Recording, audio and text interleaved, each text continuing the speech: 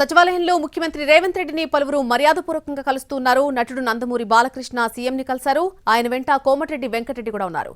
తర్వాత ప్రముఖ బ్యాడ్మింటన్ క్రీడాకారిణి పీవీ సింధు సీఎంని కలిసి శుభాకాంక్షలు తెలిపారు. తల్లిదండ్రులతో కలిసి సచివాలయానికి వెళ్లి ముఖ్యమంత్రిని కలిసి గ్రీటింగ్స్ చెప్పారు.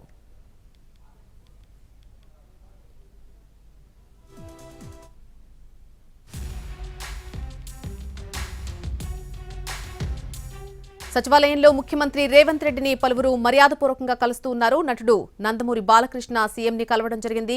ఆయన వెంట కోమటిరెడ్డి వెంకటరెడ్డి కూడా ఉన్నారు. అలాగే తర్వాత ప్రముఖ బ్యాడ్మింటన్ క్రీడాకారిణి పీవీ సింధు కూడా సీఎంను కలిసి శుభాకాంక్షలు తెలిపారు.